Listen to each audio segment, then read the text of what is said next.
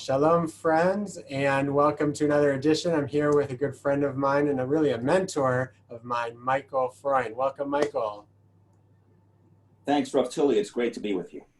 So for those of you who are not familiar, Michael Freund is the founder and chairman of Shavei Israel.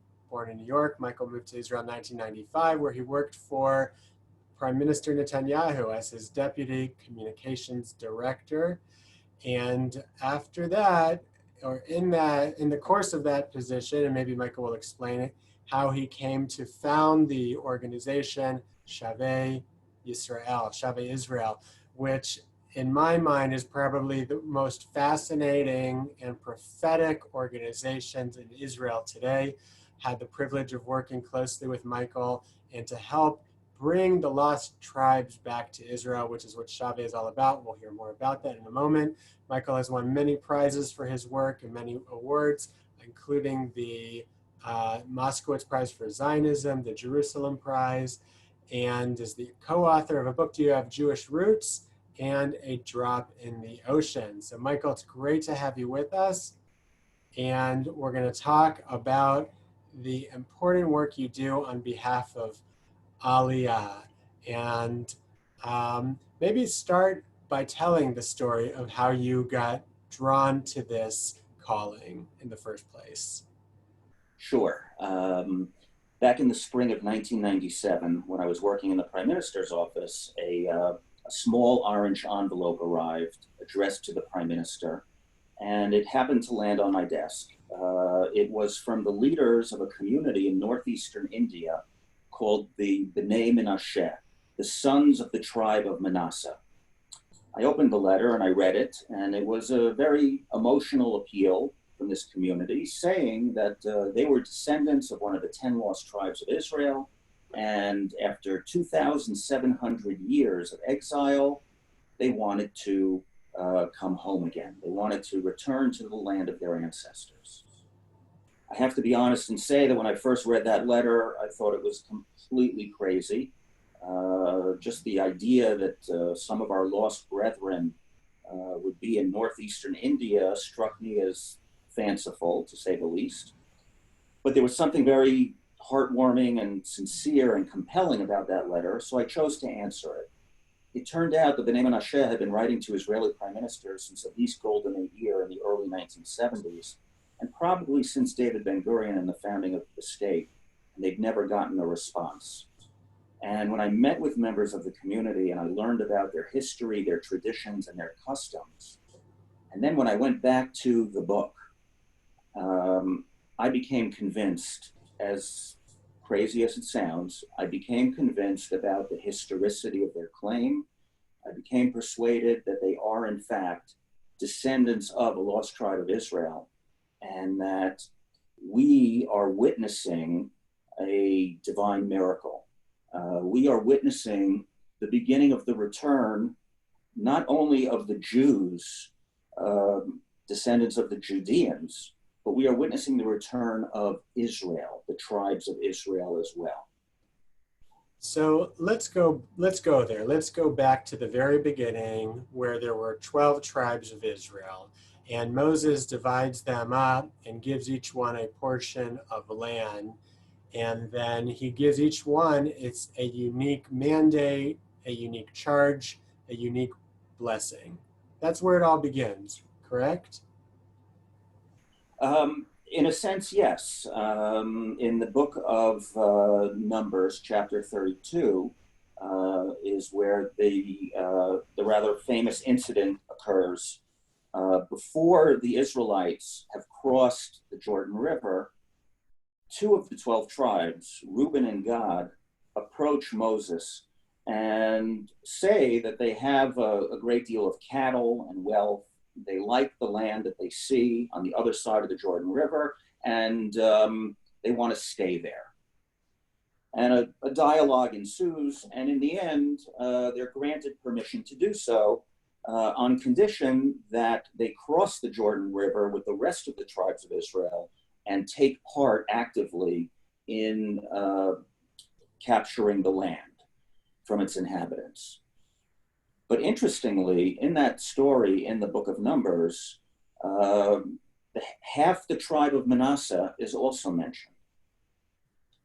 Half the tribe of Menasha was given a portion of land on the other side of the Jordan River, and half of them were later given a portion on this side in what is now modern Israel. And interestingly, at the beginning of the chapter 32, there is no mention of Menasha. It is only Reuben and Gad that are mentioned. But as the story winds its way forward, in the end, half of Menasha was given a portion there as well. And I think it raises an interesting question as to why. Why all of a sudden does Menasha appear? And furthermore, why only half of Menasha? Reuben and Gad were not divided up. Their entire tribes were settled on the other side of the river. So why would the tribe of Menasha be divided up in such a fashion? It's really fascinating. I never realized that. I'm looking at it here. You're right. In chapter 32, the first verse says, the Reubenites and the Gadites own cattle in very great number. And then the second verse, they came to Moshe, and they came to Moses, and they made that request. And the answer, after kind of some back and forth, is a little different than the original request, because the solution, provides for a little bit, includes half of Menasha. That's very fascinating. So, okay, so I didn't mean to cut you off. So there are many explanations that are given by the sages, by the rabbinical commentators over the generations as to why half of Menasha was given a portion of the land there. Some suggest that the tribe of Menasha had a certain extra element of spirituality about them, and that Moses felt it was necessary for those two tribes that were going to be on the other side of the Jordan River to get an extra injection of spirituality. But there's another reason that's given, which says as follows, that Moses was concerned about the unity of the people of Israel. And he felt that if the tribe of Reuben and the tribe of Gad were to be separate on the other side of the river, with a river dividing them from the other tribes, inevitably, in those days when there was no internet or Zoom or anything of the sort, it would cause a natural kind of split in the nation. So in order to avoid that possibility, Moses chose Menashe and put half the tribe of Menashe on the other side of the river, together with Reuben and Gad, so that there would be an ongoing connection across the river. Menashe would serve as a natural bridge to national unity, because they would retain their tribal harmony even with the river running through the middle.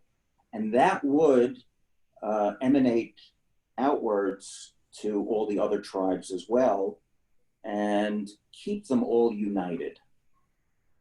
Well, that sounds logical, and it's also very beautiful. I think that if I could add, Menashe is well known for having a distinguished family that emerges already. In Numbers 27, we're introduced to the family of Menashe, where it says that the daughters of Zelophehad, from Menashe, right, son of Chefer, son of Gilad, son of Machir, son of Menashe, son of Joseph, came forward, and the daughters, and then it mentions the 5 daughters. And I always wondered, why does it go out of its way? Why does the Torah, which doesn't waste any words and isn't teaching us genealogy for genealogy's sake, why does it go back to those 5 generations? It could have just said the daughters of Zelophehad, but it doesn't. It says it traces the lineage all the way to Menashe and to Joseph. once it's going back, it could have said the son of Jacob, the son of Isaac, the son of Abraham. And I think it's really important because there's a couple of things. Number one is that they make this claim that they want a piece of the land too. They want to be a part of Israel. And why it's not fair, why should they be left out of the inheritance of the land of Israel? And it mentions that they came from the family of Joseph because what's amazing about Joseph, Joseph is so beloved and so well known in the Technicolor Dreamcoat and the sibling rivalry, yet the last thing that the Torah tells us about Joseph, he dies at the very end of Genesis. The last thing the Torah tells us is that he makes his family promise not to leave him in Egypt. And he says, no matter what, don't leave me in the exile. Bring me back to the land of Israel. And so you could tell that like that love for the land of Israel is passed along from generation to generation in that family, the family of Menasha. And so perhaps that's another reason that he said, you know what, Reuven and Gad, you put a little bit too much emphasis on your sheep and your cattle. And while there's some validity to your claim, and I understand you want to stay there, that's fine. But we are going to leave you with the most Zionistic family that we got. And we are going to put the family of Menasha, half of them on the other side, and you're not going to forget your roots. And you're going to, just like they remembered the story about their great-great-great-great-grandfather Yosef, who said, don't leave me out of the land of Israel. So perhaps that's another reason why Menasha was included in that request to Gad and Reuven. I think that's a beautiful idea. And I think it also serves as an important model for the Jewish state today. In other words, we need to have a practical side. We need farmers and industrialists and people in high tech and computer science, but we also need idealists, and we need ideals and an ideology. And one cannot survive without the other. One needs both to maintain a cohesive society that doesn't lose sight of its purpose and its meaning and its mission. Right, right. Now, what's fascinating is not only Menashe from a historical perspective and in terms of the fact that they were divided, half stayed on one side of the Jordan, half went into Israel, but Menashe, as you know more than anybody, maintained that desire to return to the land of Israel for not only hundreds of years, but for thousands of years until a letter ended up on your desk. So can we just jump to what's going on with Menashe? And then we'll go back. I want to go back to the Chumash in a moment. But since we're talking about Menashe right now, let's go back to to when you were in the Prime Minister's office and you got the letter. What happened after that?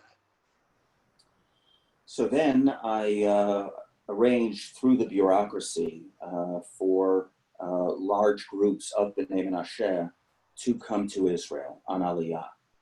And when I left the Prime Minister's office... You make it sound like it was so easy. Dealing with bureaucracy is never easy. But even more than the bureaucracy, you mentioned that you became convinced of the historicity of their claim, right?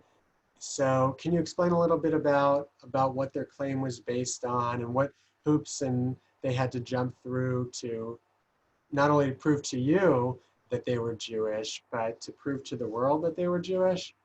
Sure. The first Westerners to arrive in that very remote part of northeastern India where the B'nai Menashe currently live were the British. British military officers and missionaries a little over a century ago. They were astonished to discover a population that believed in one God, whom they referred to by the Hebrew word Yah, who kept the Sabbath, who kept kosher, and who were still performing many of the sacrificial rites that were once done in the temple in Jerusalem. Most of the tribe at the time converted to Christianity. And until today, for example, in the northeastern Indian state of Mizoram, 94% of the population is Christian, unlike the rest of India, majority Hindu state.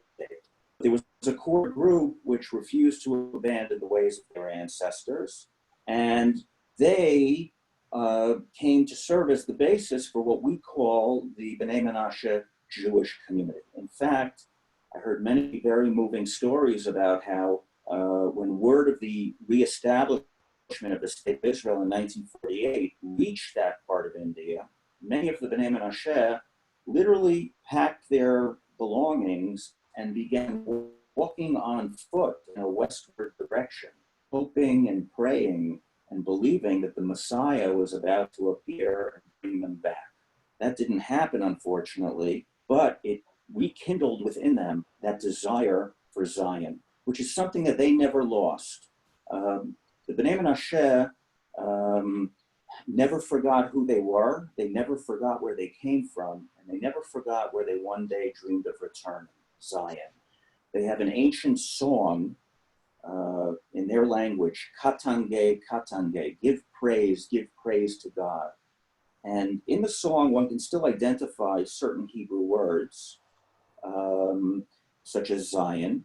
But one of the most interesting themes of that song is they say, our elder brother Judah will seek us out and find us and bring us back to Zion. That is biblical prophecy. The Jews, such as you and I, descendants of the Judeans, we now are blessed to live in a generation where we are helping the tribe of Menasha to make its way home. And in 2005, Israel's Sephardic chief rabbi at the time recognized the B'nai Menashe as descendants of Israel. And over the years, Shavei Israel, my organization, we've been blessed to bring more than 4,000 B'nai Menashe back home to Israel. And there are another 6,500 still in India waiting to come. We have permission, with God's help, to bring another 722 B'nai Menashe on Aliyah in the coming year and a half. That's amazing. That's amazing. So, and it's not a simple flight. They don't just get on the local airport in Northeast India and hop over to Tel Aviv. That's correct. It requires 2 domestic flights and 1 international flight. And the arrangement that we have with the Israeli government is that we at Shavei Israel, we cover the costs of bringing the B'nai Menashe to the Jewish state. It's about $1,000 per person. Once the B'nai Menashe are here, so then the government, the Israeli government, covers most of the costs of their initial absorption into Israeli society. So it's a partnership that we have with the Israeli government. And thank God, over the years, many Christians who have a heart for Israel and a heart for Aliyah have partnered with us in this endeavor. Sure, sure. That's, I mean, again, like you were fascinated the first time you heard about the Lost Tribes. I know certainly that I was very, very fascinated. That, wait, what do you mean? This is real? The Lost Tribes? It sounded so like out of a movie, and it's incredible. Like so much of what's happening in Israel sounds like it can be out of a movie, but is in fact unfolding in front of our very eyes, and thanks to people like yourself who are working very hard to make it happen. Now, the ingathering of the exiles and the return of the lost tribe is something that is described in prophecy, is described in the Tanakh. However, is it alluded to even beforehand, or is it like a contemporary thing that the prophets of Israel told to the generations who were living at the time, or does it even go back earlier than that? I think it's rooted in the Torah itself, in the Chumash itself. There is the famous verse, the shamayim, right? God says to the people of Israel, even if you will be banished to the far corners of the heavens, um, God promises that he will bring us back. And that promise that he made in the Chumash was not made solely to the tribe of Judah. That promise was made to all 12 tribes.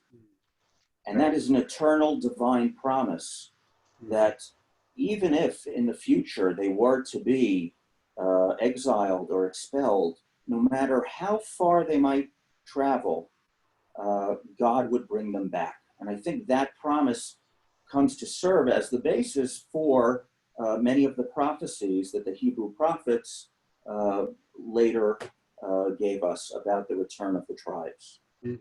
So that's Deuteronomy chapter 30, where it's when all these things befall you, the blessing and the curse, and then you will return.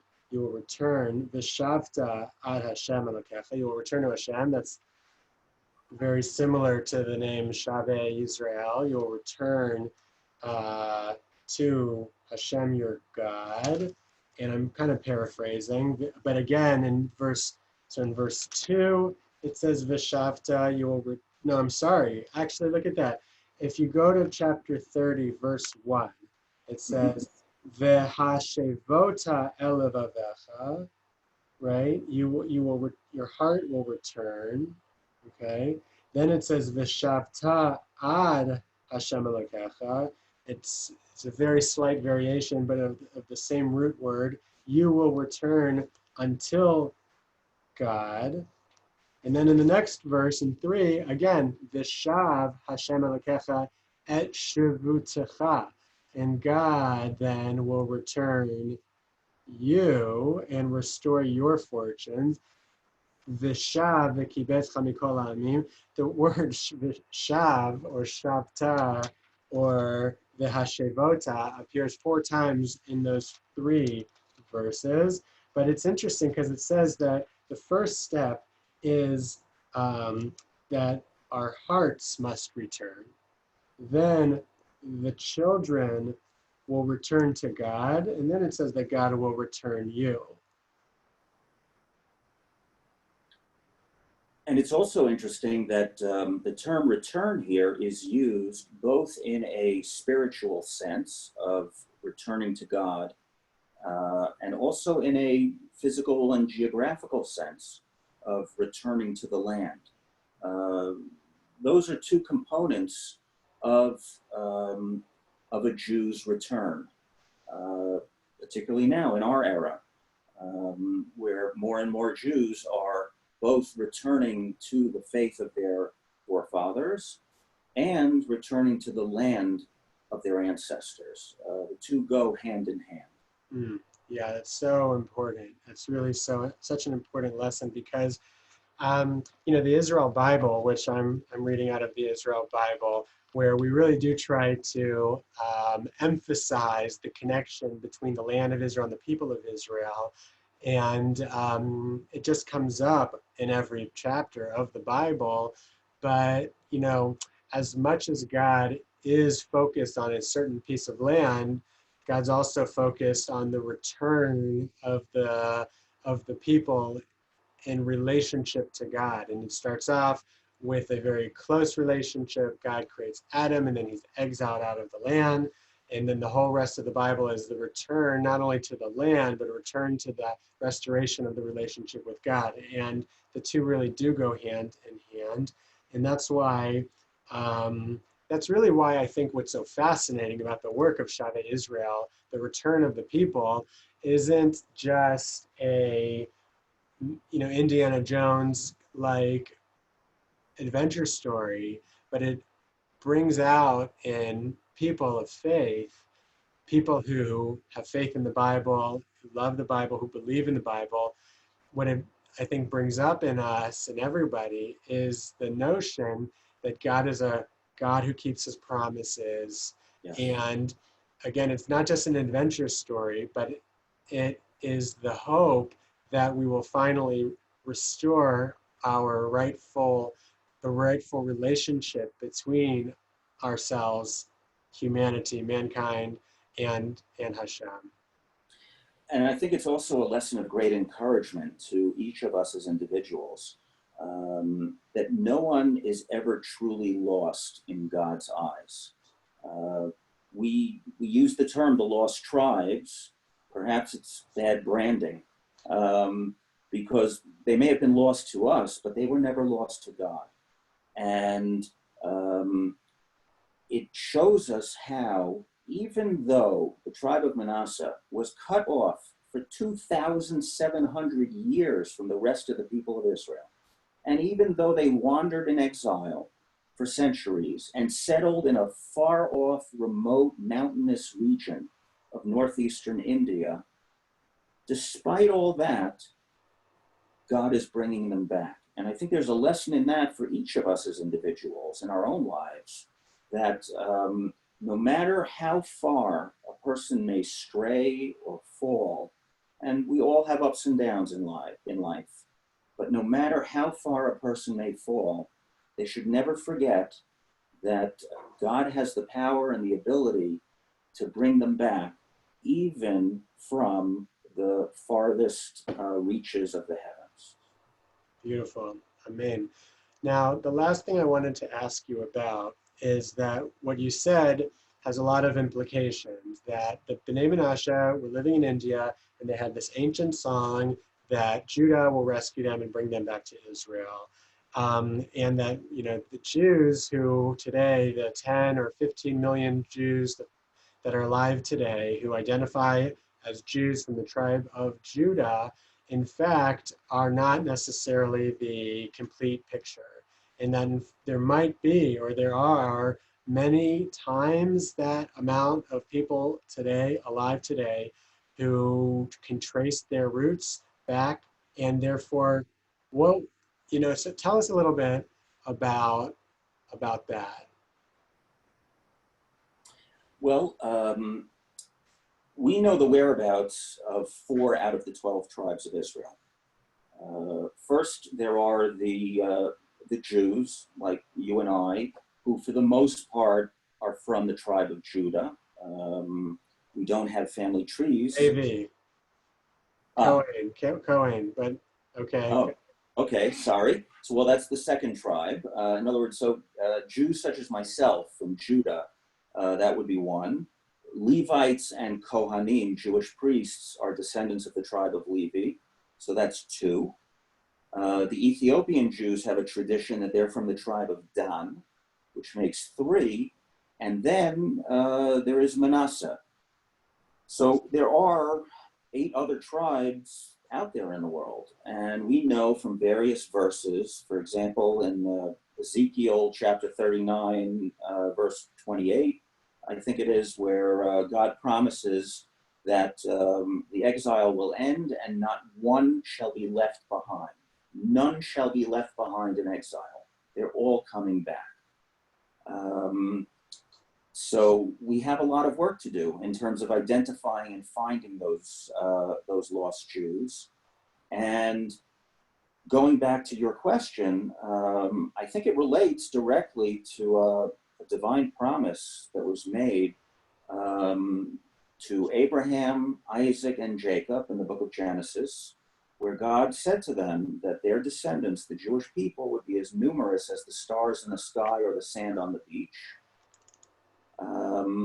And the culmination, so to speak, or the further emphasis of that promise was, I should say, was made by Moses himself in the first chapter of the book of Deuteronomy, verse 11. Moses says that God, the God of your forefathers, he's speaking now to the entire Jewish people, will add to you 1,000-fold of you and will bless you as he said he would. Now, we know from the book of Numbers that a census was taken in the desert, and it found that there were 603,550 Israelites of military age and above. So if we assume for the moment that the size of the people of Israel was much greater than that, because there were obviously women and children and elderly, if we assume that there were 3 or 3.5 million Israelites at the time, when Moses stood in front of them and made a promise, which is written in the Torah, that God would multiply them 1,000-fold, if we take out our calculators, we come up with quite an extraordinary number. And perhaps this is a matter that will become resolved in the Messianic era, but perhaps that is where part of the answer lies. In other words, the divine promise that the Jewish people would be as numerous as the stars in the sky or the sand on the beach, we believe it. We believe it will come true. And perhaps part of the answer is that the return of these lost tribes to our people eventually will significantly boost our numbers. Basically, God promises Moses a blessing of 1,000-fold increase, and we see, with our own eyes, that that's actually not so much the case, because the truth is that from 3,004,000 years ago to 15 million today is not the fulfillment of that promise. There has to be more than meets the eye. Yes. And we also know that the reason why our growth, our demographic growth over those millennia has not been greater is because no nation in the world has been persecuted, exiled, massacred, tormented like the people of Israel have throughout the exile. There was the first recorded census that was done in China 2,000 years ago found that there were about 57.5 million Han Chinese. Around the same time, according to most historians, Jews were 10% of the population of the Roman Empire. Estimates between 8 to 10 million at the time, meaning that for every Jew, there were 7 to 8 Chinese. If we jump now to our era, so we have doubled in size, and the Chinese have increased like an internet stock.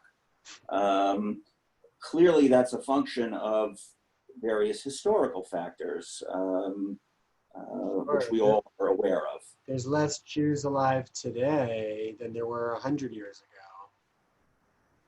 Yeah, on the eve of the Holocaust, there were about 18 million Jews in the world, 1/3 of whom, of course, were murdered. And we have yet to hit that number of 18 million again, even though 75 years have passed since the end of World War II. Right.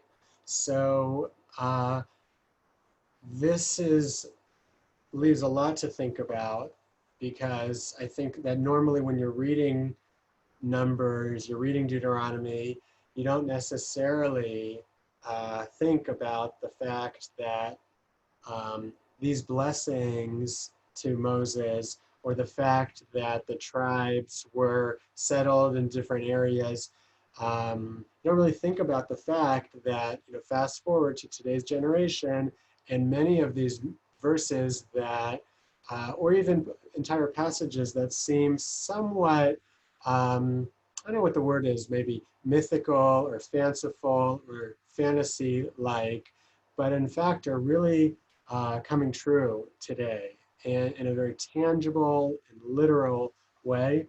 And it's really, I don't know, it just gives me goosebumps to think about it.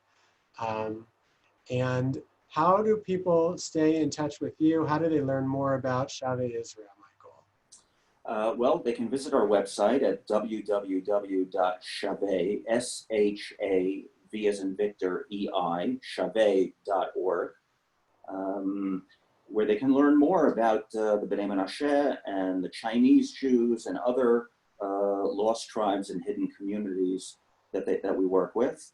And I would just mention that Isaiah 49, verse 22, God makes it very clear in that verse that the nations of the world will play an active role in restoring the Jewish people and the people of Israel to their land. You will carry our sons and daughters back to this land, the verse says. That is a very powerful visual image that is used there. The verse could have simply said, the nations of the world will help the Jews go back. When you carry something, you are actively involved, you are hands-on.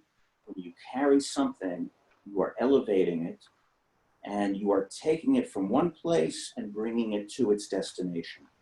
And I think that verse, and others like it, is a biblical mandate for the nations of the world to become involved in promoting Aliyah, in carrying our people back to this land, whether it's carrying us with their prayers, carrying us with their love and encouragement, or carrying us with their support, however they choose to do so.